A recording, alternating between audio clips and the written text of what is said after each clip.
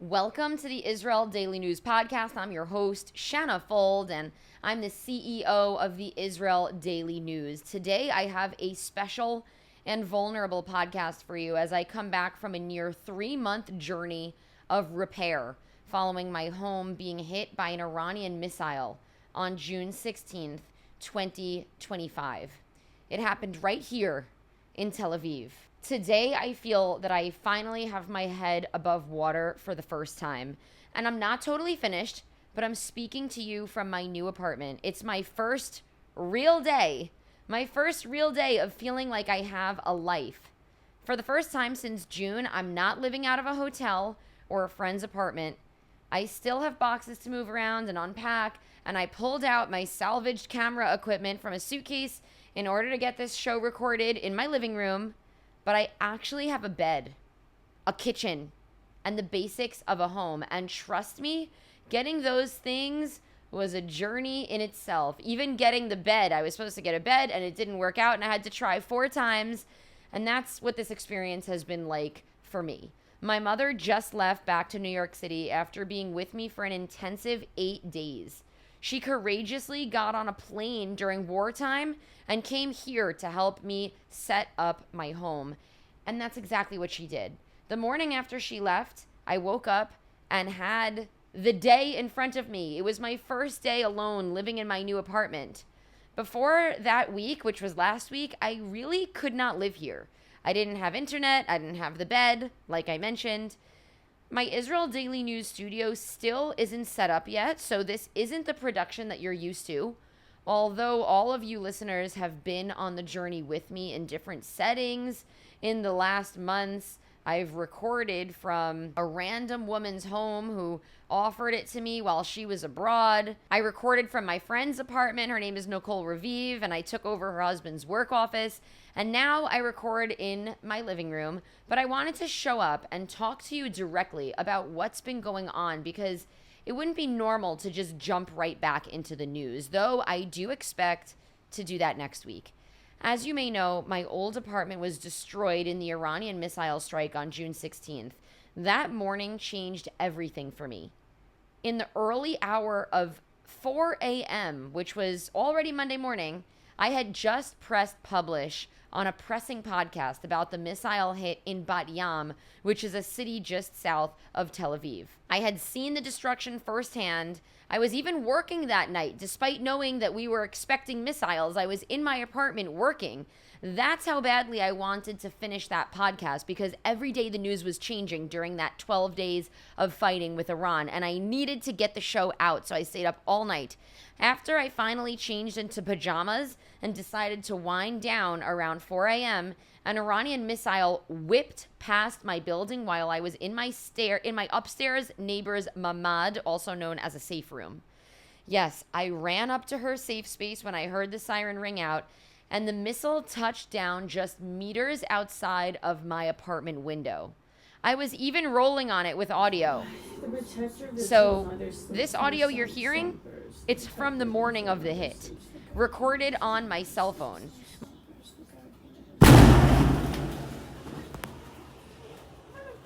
My apartment door was blown off. My belongings were scattered. Some of my things were totally vaporized, never to be seen again. My studio completely decimated. The carpets in there that I brought over from France to Israel in my own luggage, totally soaked and ruined by burst pipes in the apartment. I survived only because I was in my neighbor's safe room. When I went downstairs after being rescued by emergency service officers who came up and busted that door down to get us out, I walked past my apartment on the first floor and there was a flood coming out and the door was busted in. It was demented. I was told to keep walking down and get out of the building in case the building could collapse. And in that moment, my life split in two. The life before the strike and the life after, which I've been living ever since. If you want to hear a full breakdown of all the details, you can go back to my episode called Surviving a Ballistic Missile Hit, Our Raw and Scary Story. It's on Spotify, Google, Apple Podcasts, anywhere that you can hear podcasts. And I'll be honest, a lot of times people ask me about the details, and it's a serious story, and I refer them to the podcast because it's really a lot to go through these details and give that story over. So I say, I'd love to tell you about it, but go back to the June 25th release, just days after the event of the strike, and you'll hear all the details. Now, here's the second half of the story that I haven't shared much about on the podcast. The city of Tel Aviv placed me in a hotel with other evacuees. Thank God that my friends encouraged me to accept that offer. I resisted it at first, thinking that I would live with a friend for a few days. I was in the hotel from June 16th to August 7th. I had no idea that it was going to be so long, and I'm so grateful that I had the space to live on my own instead of being a long-time evacuee in someone else's home. At first, it was supposed to be temporary, just a week. Then an appraiser came and confirmed the damage. He said my apartment was a total loss, and because of that declaration, I was able to stay longer in the hotel. But I had to fight for it. And oh yeah, it's not free, because we were all paying rent to our landlords in exchange for living in the hotels. I guess that's the state's way of managing the entire ecosystem of payments, allowing tenants to continue to pay their landlords instead of the state having to pay them. I myself was supposed to get compensation from the government for my lost personal items, and while it was supposed to take 45 days, up to 45 days, it actually took more like 75 days. The money just came in. And I tell you this, had it not been for friends, family, and supporters of the Israel Daily News, getting through this time financially would have been a huge issue. I needed money for a move, buying everything new, eating takeout because I haven't had a place to cook, money for a bed. Everything costs money. And getting compensated nearly 3 months later, I just don't know how that later payment is supposed to help when you're in a situation that you need to pay for things now. So you really had to have that money up front, and I don't know what I would have done without the funds that people raised for me on the actual day of the incident so that I could make it through the incident knowing that I'd be able to care for whatever needed to be cared for. During the time that I stayed in the hotel, which was about 2 months, I lived alongside people I probably never would have met otherwise, even though many of them turned out to have been my neighbors. We all ate 3 meals a day together in the dining hall. Strangers quickly became my community. I ate breakfast with the same people. I ate dinner with the same people. And it was a huge comfort to be able to sit with people that, despite they were all from different corners of Tel Aviv and some from my neighborhood, some families, some elderly people, some young professionals, we all bonded because we were all displaced and we all had the same story and we were all trying to figure out what came next. And we didn't have to ask each other annoying or frustrating questions about what happened and the details of what happened because we all were in the same boat. So it was really easy for us to talk to one another. Because we didn't have to go through this experience alone, it's something that I'll really take with me forever. And I'll say that the trauma built unexpected friendships. Just yesterday, I saw a woman that I met in the hotel, and she's an actress in training, and she works at an upscale cocktail bar. And seeing her sent me into a totally different time. Even though that time was only about 20 days ago that I lived in the hotel, I saw her, and I immediately was back in the hotel in my mind. Living in the hotel did bring me a huge sense of comfort, but it was also very strange. Now, after weeks of searching for apartments, in fact, running, dropping everything and running to see places to get there first, signing papers for the government, cleaning things because whatever I was able to salvage from my home with the help of my friends needed to be cleaned. But I finally have a new place to call home, even with the dusting and the cleaning.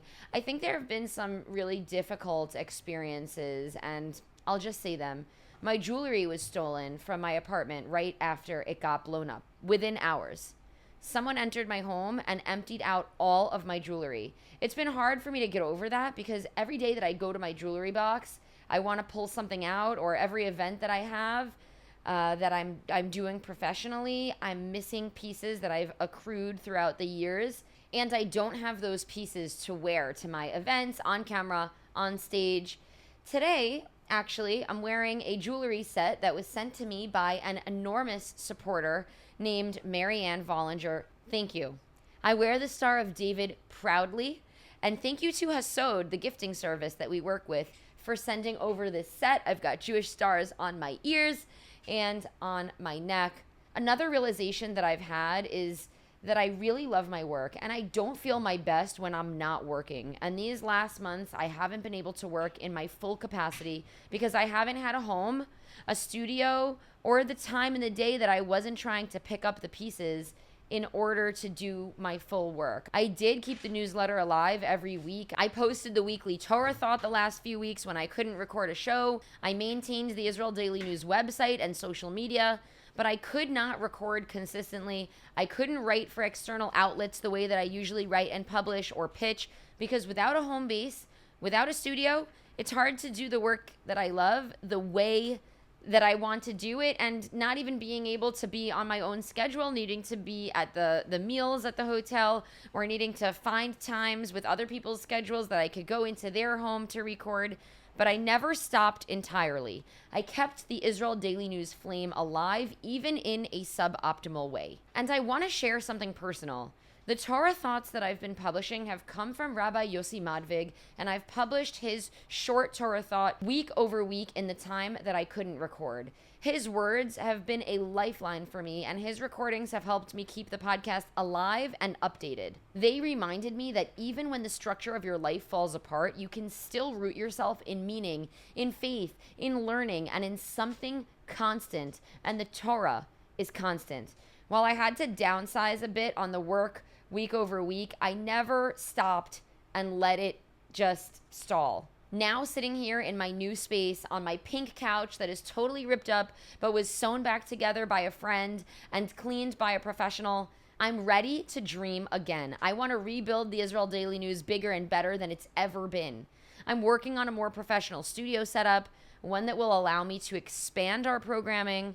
I want to bring on my first full-time staff news and investigatory reporter, bring in more guests for interview, and do more reporting in the field myself. And hopefully having a great setup in the studio will allow me to just come in and get right to work so that I can get right back out there in the field doing the stories on the ground that I love to do. The Israel Daily News is about to grow into something bigger. It'll be a platform that tells Israel's story with depth and integrity.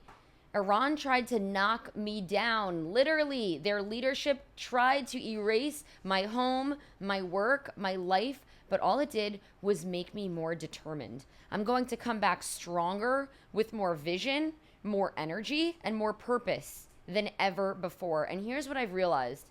Surviving that missile wasn't just luck. It was a wake-up call. It forced me to stop, reevaluate, and rebuild quickly. And I'm rebuilding not just walls and furniture, but a mindset, a stronger mindset, a sharper sense of intuition and trust in my intuition. I saved my laptop because when we got the siren, I put my laptop into its bag, I zipped it up and put it behind my couch in order that it should be out of the direct line of the living room window.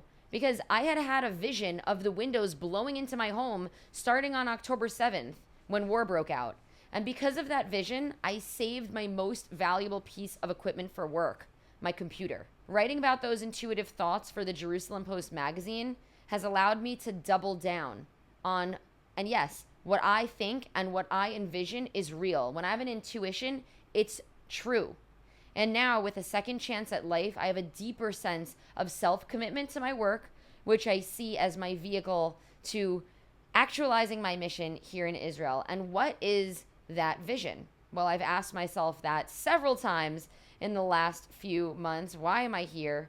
It's to deliver the news, to create community, and not only be a character in the development of our young nation, but to strengthen this country in all the ways that I can. And you'd be surprised how strong the pen is when it comes to affecting change here in Israel. I've affected change many times with my writings, with my podcasts. Last Friday, I hosted my first Shabbat dinner in my new apartment.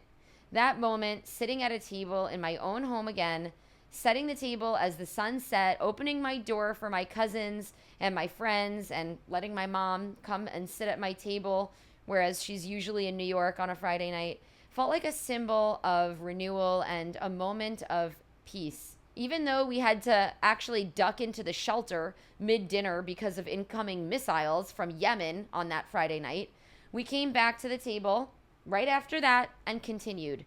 That's life in Israel. Interrupted, but unbroken. So today I'm here, grateful.